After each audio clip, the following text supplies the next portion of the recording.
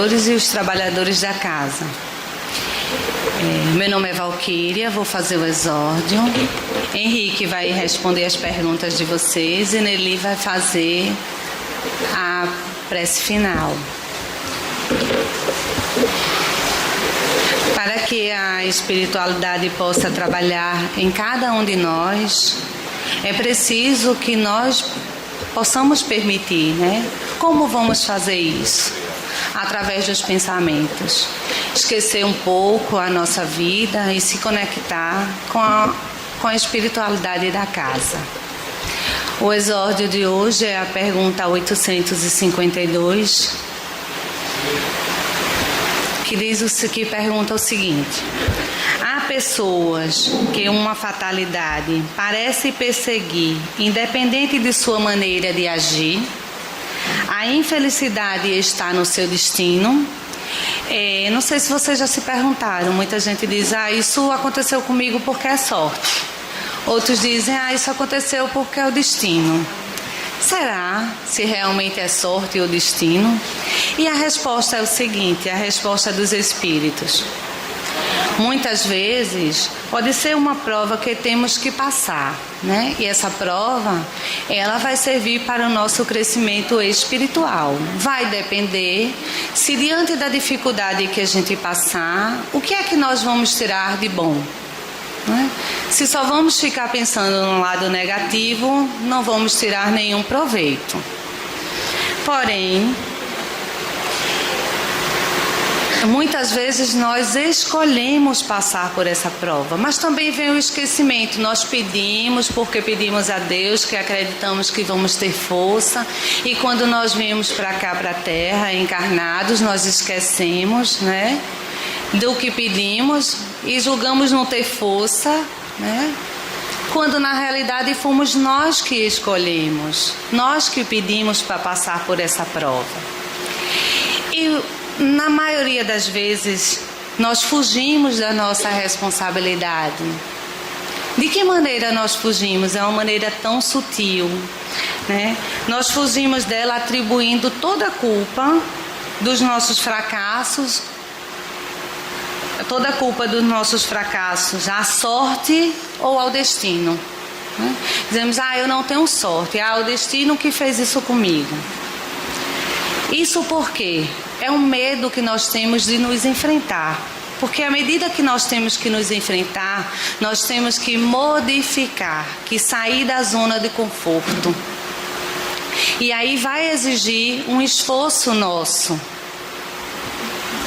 O que chamamos de sorte ou de destino, nada mais é do que a consequência das nossas escolhas.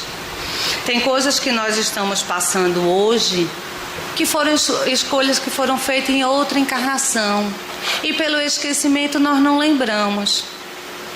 Então culpamos a sorte ou o destino, mas devemos lembrar que nós é que somos responsáveis, que nós é que fazemos as nossas escolhas. Seja nesta vida ou que foi de outra. Aí podemos dizer assim: os espíritos nos influenciam algumas vezes? Sabemos que sim, né? Que eles nos influenciam muito mais do que nós podemos imaginar, né? Mas como nós podemos repelir quando os espíritos nos influenciar? Bom, tem a influência boa e tem a influência má. E aí nós temos que ter o discernimento para identificar. E quando for uma influência má, você tem que repelir essa influência com o quê? Com pensamentos positivos. Mas na maioria das vezes nós pensamos em quê? Nós pensamos no problema, quando na realidade nós temos que pensar em quê? Na solução. Não adianta gastar energia pensando no problema. A situação, ela existe, ela não vai deixar de existir. Mas se nós começarmos a ver como eu posso melhorar, como eu posso modificar. Muitas vezes nós modificamos, queremos modificar, a resposta vem, mas nós ainda não queremos aceitar porque queremos que seja desta maneira, a maneira que nós idealizamos. Lembrando que nós temos tudo que é necessário para nós. que Deus, Ele não dá o fardo maior do que nós podemos carregar, né? E cabe a cada um de nós analisar as nossas atitudes, né? O nosso comportamento. Não adianta nós vivermos pensando, o meu futuro. Eu conheço várias pessoas que não, porque eu estou preocupada com isso, estou preocupada com aquilo. Não podemos esquecer que o nosso futuro depende de hoje, do que nós estamos plantando hoje. Sabemos que o plantio é opcional, a colheita é obrigatória. Então, diante das nossas modificações hoje, das nossas atitudes hoje, é que vai ser o nosso futuro. E assim vamos fechar os olhos para fazer a nossa prece. Deus clemente e misericordioso, como Pai amoroso que és, que conhece o íntimo de cada um dos seus filhos, te pedimos fé, coragem e determinação para seguir a nossa caminhada com os ensinamentos de Jesus, agradecendo ao nosso guia espiritual, a espiritualidade amiga desta casa, pelo amparo de todos os dias. Que assim seja. Passo a palavra para Henrique, para ele responder as perguntas. Quem quiser fazer perguntas, pode chamar Cláudio para escrever.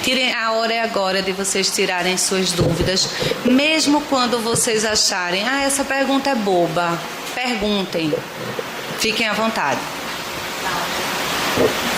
Boa noite a todos. Boa noite a todos. Como sempre fazemos, as últimas segundas e sextas de cada mês, fazemos essa reunião de perguntas e respostas dentro do tema da doutrina espírita. Sempre falamos e repetimos e vamos sempre falar, não há doutor nem PhD em espiritismo. Vamos procurar responder dentro da nossa condição e, se não soubermos, com certeza pesquisar para poder trazer numa próxima oportunidade. Fiquem à vontade, quem quiser falar, fazer oralmente, pode levantar o braço, fazer. E quem quiser por escrito, também faça. Só pedimos que a letra não seja de psicografia, para que a gente possa ler, entender. Faça que dê para a gente ler, e quem quiser oralmente, fiquem à vontade, não se acanhe.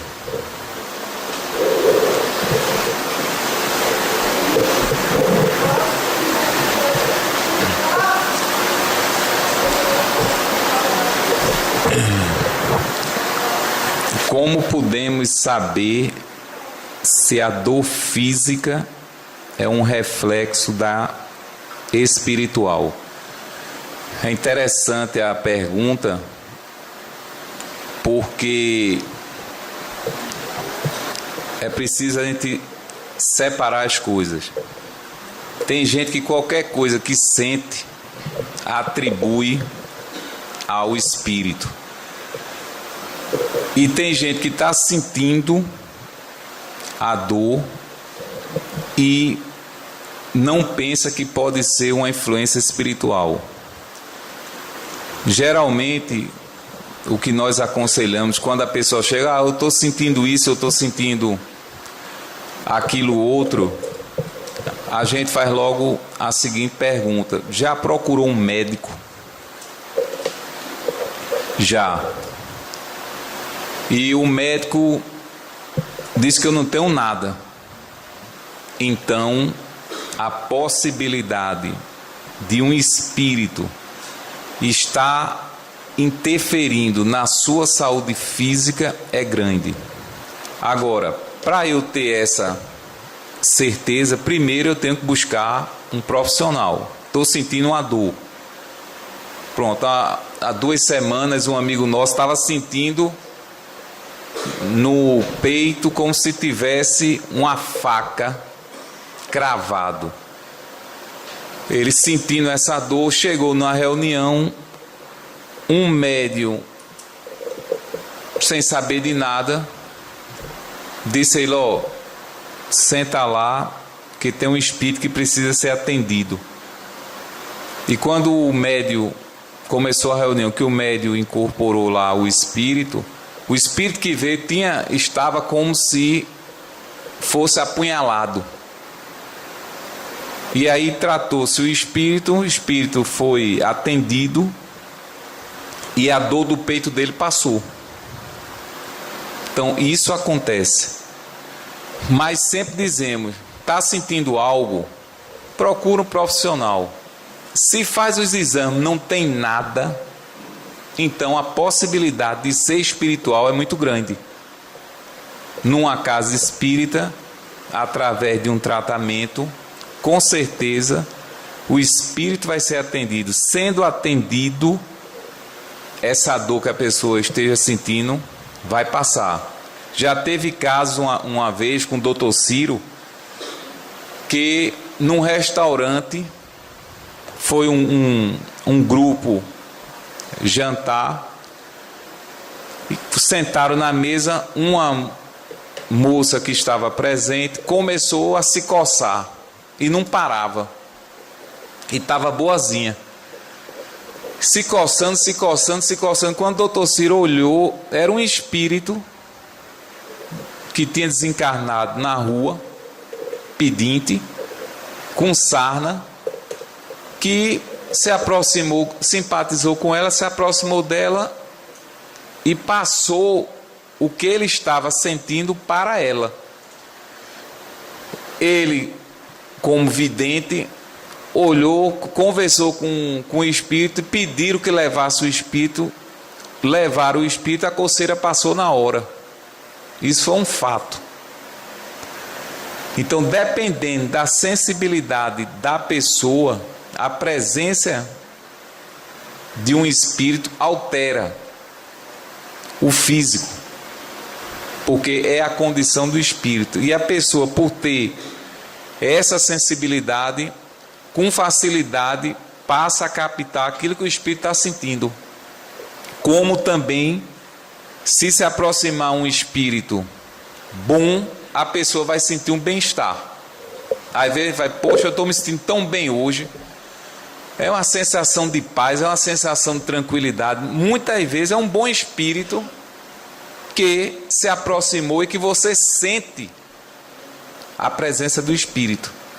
Como um espírito que esteja em outras condições, a pessoa pode também.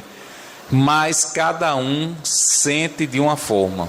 Não é um espírito que vai se aproximar de uma pessoa que a pessoa vai sentir do mesmo jeito que a outra. Cada um tem uma percepção. Pois não. Pode até 2. Semana passada, faziam 3 dias que eu estava com dor de cabeça. E vim fazer aquela avaliação aqui.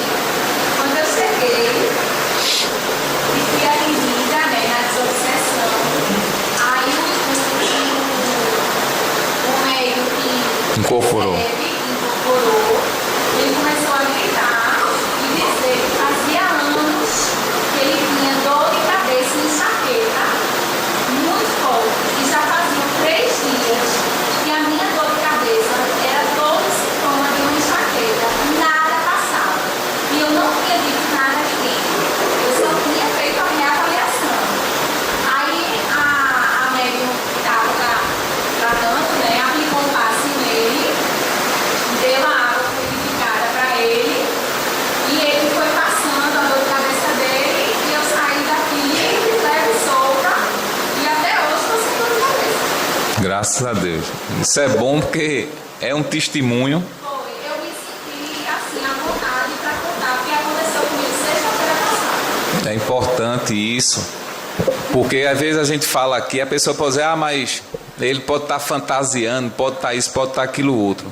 E isso é um testemunho, é um fato que aconteceu e acontece. As pessoas devem ser orientadas para tomar o passe, o que devem e o que não devem fazer antes de tomar o passe. A conduta de quem recebe o passe influencia na eficácia do mesmo? Com certeza. São algumas afirmações e perguntas, né? Quando a pessoa deve tomar um passe? Quando há necessidade. Você toma um remédio quando você precisa de tomar uma medicação. Mas a pessoa às vezes não está sentindo nada, não tem nada, mas a pessoa habitua-se a tomar o passe. Fazer mal vai fazer? Não é questão de fazer mal. Mas geralmente a gente toma quando há uma necessidade. Me lembra um caso lá na Mansão do Caminho, que Divaldo contou, que estava tendo lá o passe e Divaldo estava do lado de fora conversando com alguém e vendo a fila lá para o passe.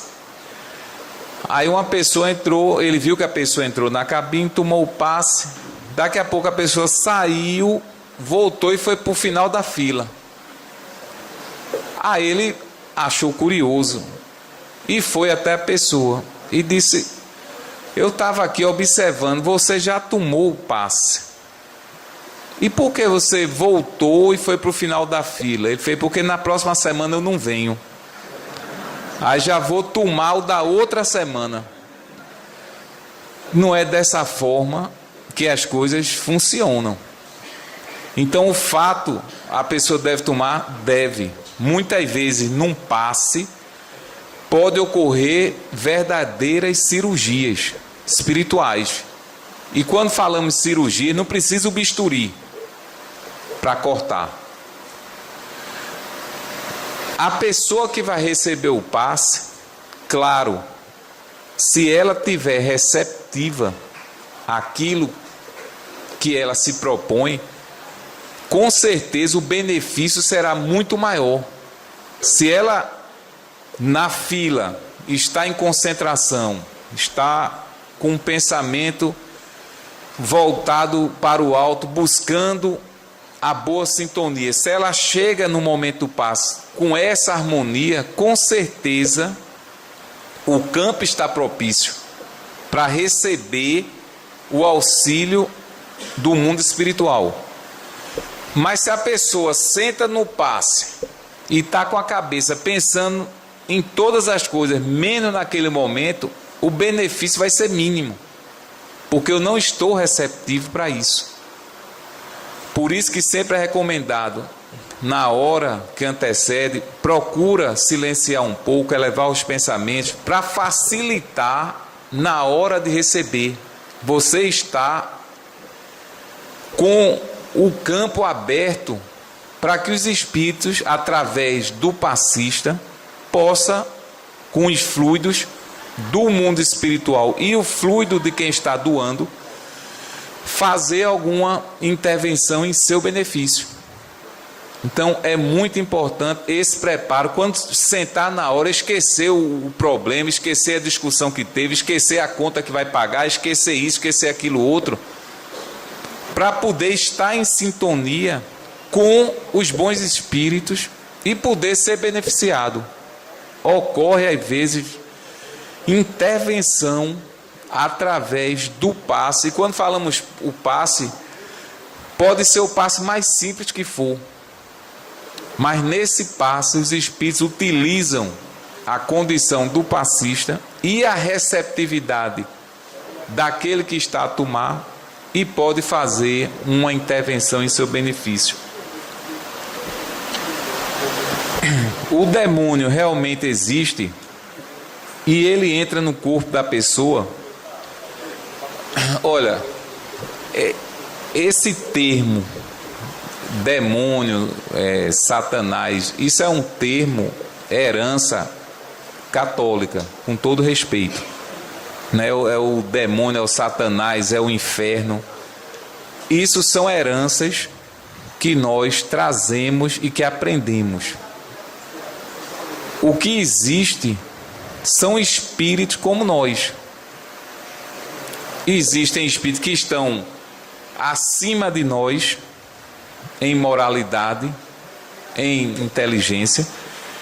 Existem espíritos que estão no mesmo nível e existem espíritos que estão abaixo. Pela sua ignorância do bem, muitas vezes ele comete erros, crimes, mas é um espírito que chegará na condição de espírito puro, como um dia nós chegaremos. Só que muitas vezes o caminho vai ser mais longo, porque todos nós temos o livre-arbítrio e a nossa individualidade. Se eu tenho o livre-arbítrio, tenho minha individualidade e tenho a minha consciência, que é onde está inserida a lei de Deus, Kardec perguntou aos espíritos, onde está escrita a lei de Deus? Eles responderam, na consciência. Então, se nós temos essa lei na nossa consciência e tenho o livre-arbítrio e tenho a minha individualidade que é preservada antes e depois do desencarne, automaticamente eu sou responsável pelos meus atos. Mas essa ideia do demônio como um ser criado à parte por Deus, para só querer fazer o mal, para querer isso, para querer aquilo outro, hoje em dia, quem lê um pouquinho, estudar um pouquinho, vê que isso aí não faz mais nenhum sentido. E a própria igreja vem procurando modificar alguns conceitos, porque é necessário que modifique para que as pessoas possam compreender de uma forma mais clara e ampla. Então, nesse termo, demônio, ou Satanás, ou capeta, seja lá o que for, nada mais é do que espíritos em condições ainda de ignorância, mas que vão evoluir, como nós estamos evoluindo. A lei é de evolução. Todos nós chegaremos ao objetivo. O Espiritismo já tem algum posicionamento sobre a evolução científica quanto à mudança, manipulação do DNA humano? Se tem até agora, pelo menos, eu nunca li sobre esse tema, que é um tema recente, essa mudança. Já vi alguns cientistas, uns a favor, outros contra essa intervenção, vamos dizer, humana. Mas com relação à doutrina, algum posicionamento, não sei se Divaldo, Carlos Bacelli já comentou sobre isso. Eu não vi ainda alguma posição sobre isso. Já vi de cientistas, que são espíritos encarnados. Uns defendem, outros criticam. Mas Kardec sempre diz o seguinte: o espiritismo, ele tem que acompanhar a ciência. Se chegar em algum ponto que a ciência prove que o espiritismo esteja equivocado, deixa esse ponto e siga a ciência. Mas até agora, nada do que a ciência provou, o espiritismo já não afirmava. Kardec, ele, como era um homem de ciência, ele não disse que tinha dado a última palavra. Ele estruturou o edifício, fez a base, levantou, mas não colocou a laje. A ciência vai evoluindo, os homens vão evoluindo, vão descobrindo, e o espiritismo vai acompanhando isso. Essa evolução. Um exemplo: na época de Kardec, ele não podia fazer determinadas perguntas aos espíritos, porque na época não existia falar de clonagem. Na época dele não existia. Se hoje Kardec estivesse reencarnado, com certeza ele iria ampliar e muito o Livro dos Espíritos. Aí vocês poderiam perguntar, mas está ultrapassado? De forma alguma. O Livro dos Espíritos é tão atual como hoje. E se completa, já existem livros que naturalmente é uma expansão do Livro dos Espíritos. Nas perguntas, um exemplo, o Consolador de Emmanuel, psicólogo